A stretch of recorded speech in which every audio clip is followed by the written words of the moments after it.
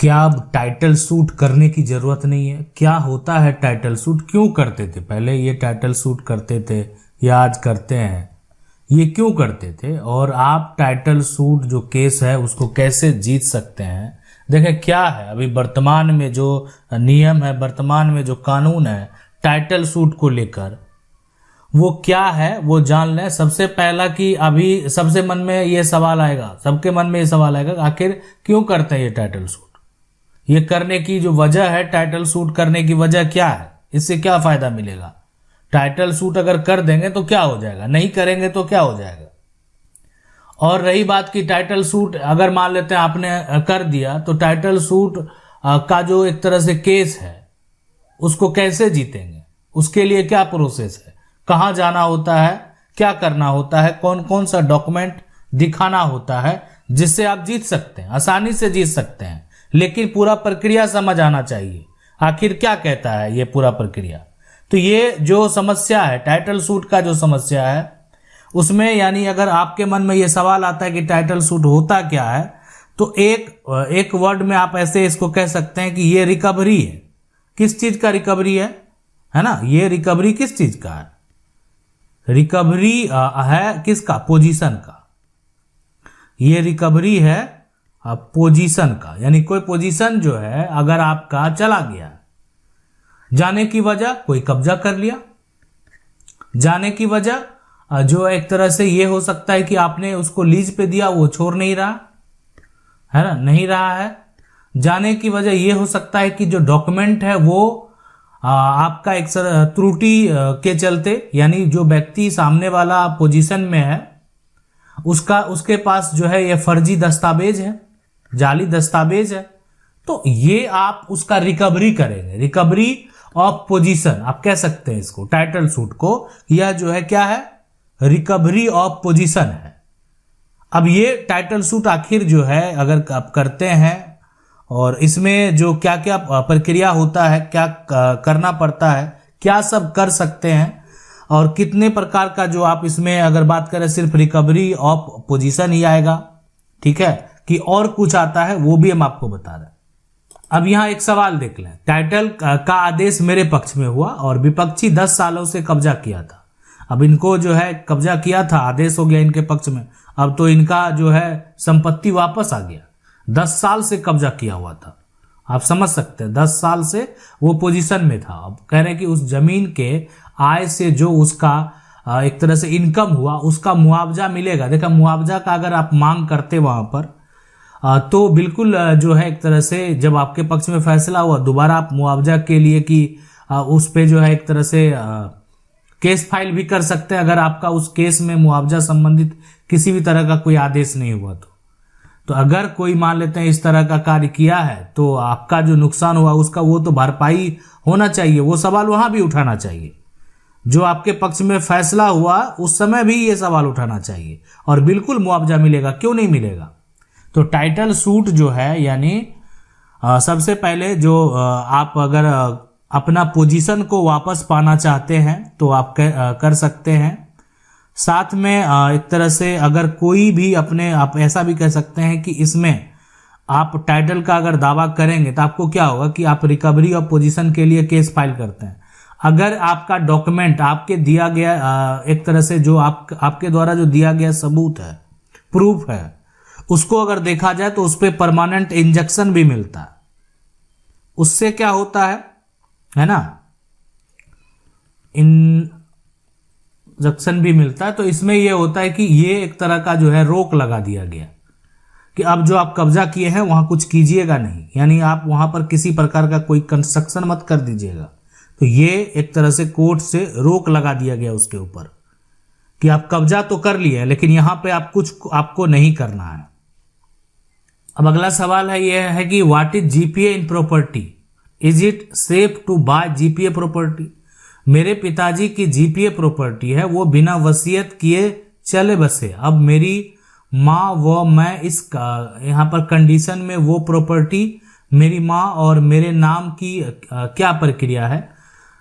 देखें, GPA property कहने का मतलब है, जो लोग नहीं समझते हैं वो समझ लें कि इसका जीपीए का मतलब होता है, पूरा नाम जो जीपीए का होता है, G फॉर हो जाता है यहाँ पर जनरल, P फॉर हो गया पावर ऑफ, और यहाँ पर अटर्नी, है ना।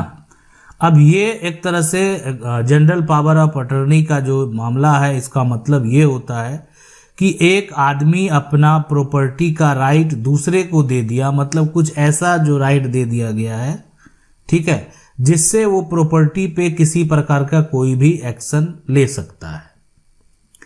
अब है कि किसी के पास जीपीए प्रॉपर्टी है, ठीक है, आपके पास जो भी प्रॉपर्टी है, आप अगर एक तरह से यहाँ पर आपके पिता जो है बिना वसीयत किए अगर वो यहाँ पर चले गए और माँ है और अगर आप हैं, तो प्रॉपर्टी का अगर आप रेवेन्यू टैक्स देते थे तो आप उसको ट्रांसफर करा सकते हैं।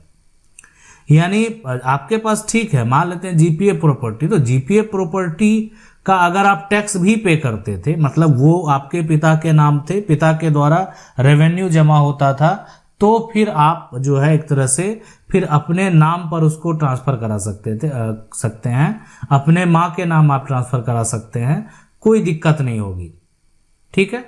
यानी आपको पूरा उसका राइट जो है वहां पर है।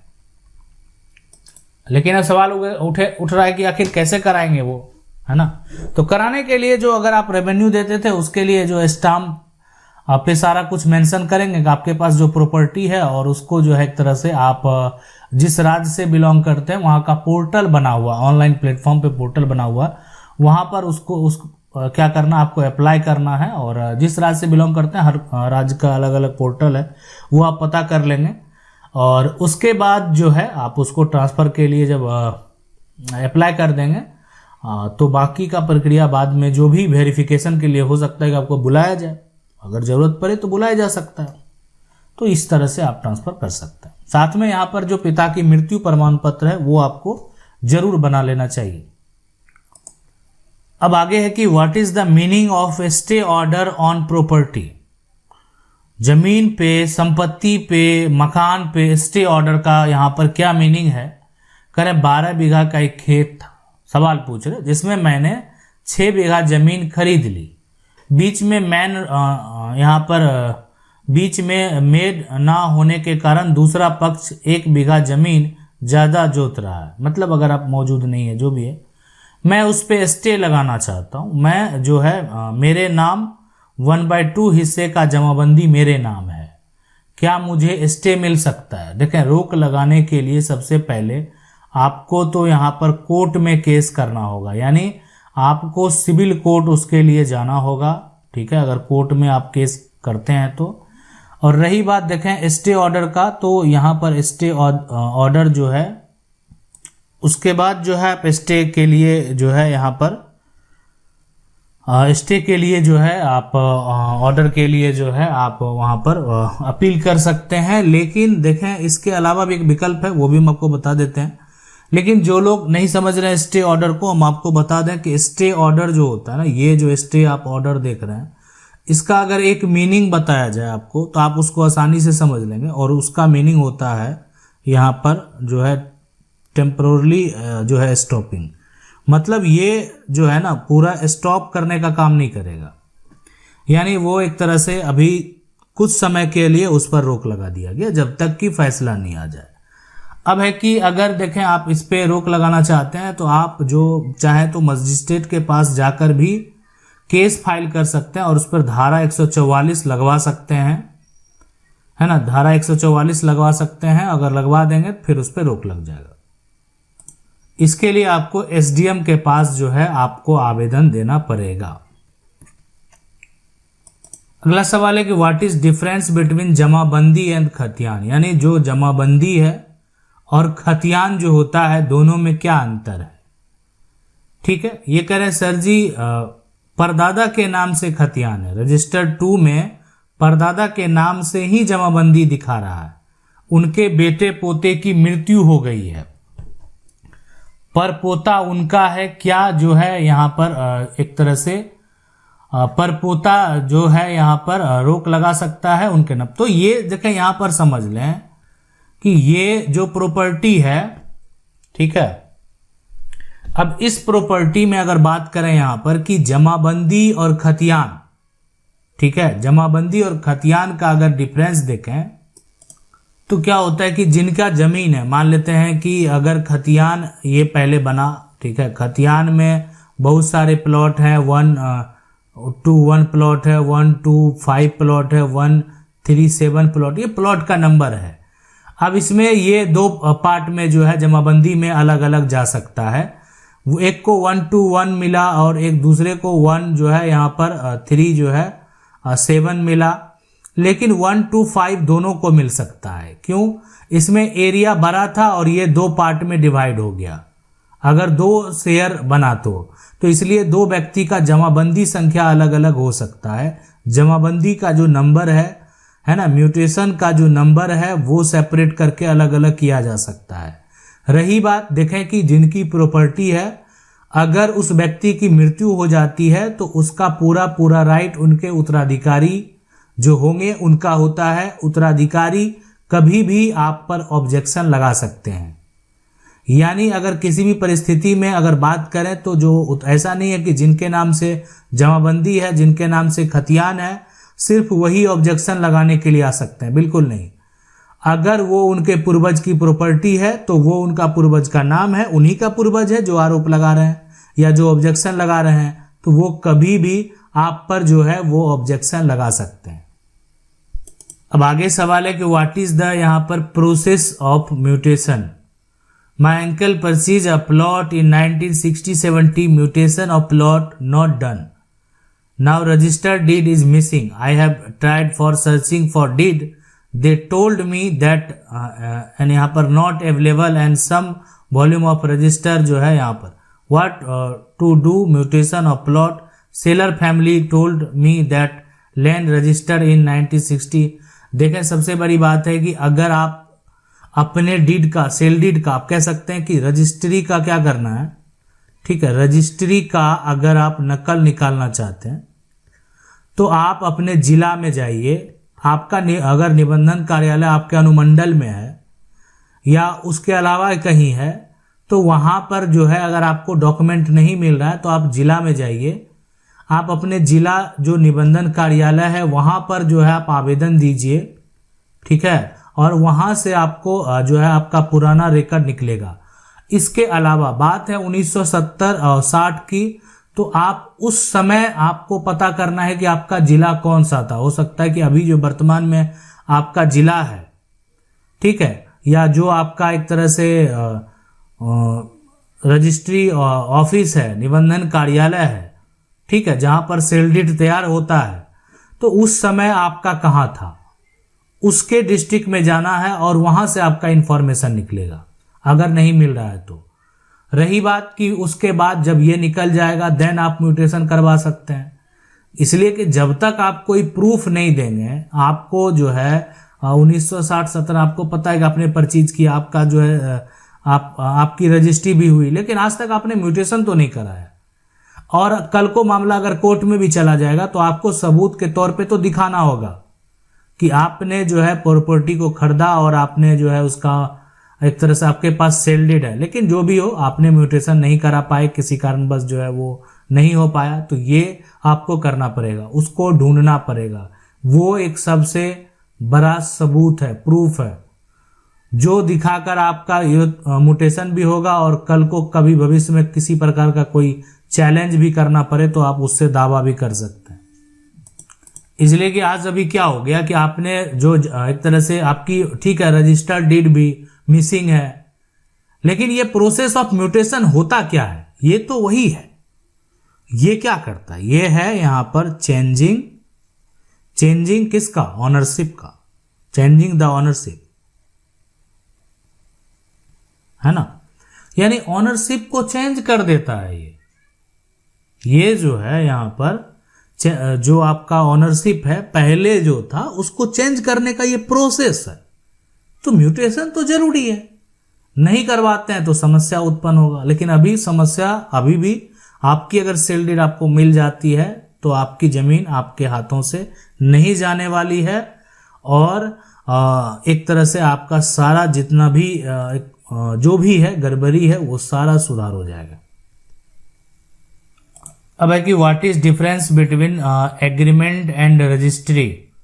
मैं एक छोटी सी जमीन खरीदी थी जिसका पैसा दे दिया, उसने मेरे को जमीन दे दी, लेकिन एक मेरे पीछे छोटी सी गली थी जो मेरे हिस्से में आती थी। उन्हें यह वादा किया था कि एग्रीमेंट में लिख कर दिया था, जब मैं आपको बेचूंगी तो रजिस्ट्री करवा दूंगी। देखें, जब आपने जमीन खरीदी, आपने पैसा दिया, तो अगर आपकी रजिस्ट्री अगर हो गई है तो वो रजिस्ट्री में उसको मेंशन करना है आपको। रही बात की अगर आपका एग्रीमेंट में है तो आपको रजिस्ट्री में उसको मेंशन करना पड़ेगा। कल को आप ठीक है मान लेते अभी नहीं कर रहा है, रजिस्ट्री उतना करवा के एग्रीमेंट के आधार पे आप चैलेंज कर सकते हैं, फिर से करना पड़ेगा, दोबारा करना पड़ेगा। एग्रीमेंट है क्या आखिर? एग्रीमेंट कोई मजाक नहीं होता। एग्रीमेंट जो होता है वो एक प्रकार का यहां पर सेल कॉन्ट्रैक्ट है ना, ये सेल कॉन्ट्रैक्ट है एग्रीमेंट जो है। और ये एक तरह से ठीक है, ये विदाउट रजिस्ट्रेशन है। अगर एक तरह से रजिस्ट्रेशन हो गया तब तो वो रजिस्ट्री हो गई है ना, तब तो एक तरह से सेल डीड जो है वो तैयार हो गया। ठीक है, और ये एक तरह का जब सेल डीड तैयार हो गया तो आपका प्रॉपर्टी जो है वो ट्रांसफर हो गया। तो इसीलिए यहां पर कि जब तक ये जो आपका एग्रीमेंट है, तो एग्रीमेंट जो कॉन्ट्रैक्ट होता है वो मजाक नहीं होता। जो उसमें लिखा गया है उसको अगर आप फुलफिल नहीं करेंगे तो आपके ऊपर जो है कानूनी प्रक्रिया के तहत कार्रवाई किया जा सकता है, यानी उसको फुलफिल करना बेहद जरूरी होता है। सेल डीड जो है, सेल डीड को जब यहां पर आप तैयार करते हैं उसके बाद इसको क्या करते हैं, रजिस्टर करवाते हैं। रजिस्ट्रार के द्वारा इसको वेरीफाई किया जाता है ना। दोनों पक्ष से एक तरह से पूछताछ करने के बाद साथ में जो प्रॉपर्टी का पूरा डाटा उनके पास मौजूद है उससे मिलान कराने के बाद सारा जो है एक तरह से सभी का जो डॉक्यूमेंट है ना, जो डॉक्यूमेंट वो लेकर आए हैं या जो डॉक्यूमेंट के बारे में वो बता रहे हैं, ठीक है, जो उनके पास मौजूद है और साथ में उनके पास वो डाटा जो है उससे मिलान करने के बाद जो है रजिस्ट्रार के द्वारा वेरीफाई किया जाता है और उसके बाद सेल डीड जो है वो तैयार किया जाता है। तो सेल डीड अगर तैयार हो गया, रजिस्टर्ड हो गया, ठीक है, तो वो रजिस्ट्री हो गई, उसके बाद तो फिर कोई दिक्कत ही नहीं है। तो इसीलिए अगर एग्रीमेंट में लिख कर दिया है तो आपको अगर आप चाहें तो उसके ऊपर जो है आप मजिस्ट्रेट कोर्ट में जो है केस फाइल कर सकते हैं। उसके ऊपर कार्रवाई जरूर होगी अगर वो एग्रीमेंट, देखें एग्रीमेंट के बहुत सारे मायने हैं, बहुत तरह के फैसले हैं और उस पर भी हम डिस्कस करेंगे, वो भी आपको बताएंगे क्या क्या हुआ एग्रीमेंट के मामले में, कौन कौन से केस जो अभी पेंडिंग है, कौन कौन से केस जो अभी चल रहे हैं और कौन ऐसा केस है जिस पे फैसला भी हो चुका है, ताकि आपको समझ में आएगा कि एग्रीमेंट हम कराते हैं, क्यों कराते हैं, कराना जरूरी है, क्या एग्रीमेंट नहीं कराएंगे तो कोई दिक्कत होगा। बहुत तरह की बातें हैं जो समझने की जरूरत है। आशा करते हैं वीडियो अच्छा लगा होगा। वीडियो को लाइक जरूर कर दें। चैनल को पहली बार अगर देख रहे हैं तो सब्सक्राइब करके बेल आइकन को जरूर दबा लें। मिलते हैं अगले वीडियो में, तब तक के लिए जय हिंद।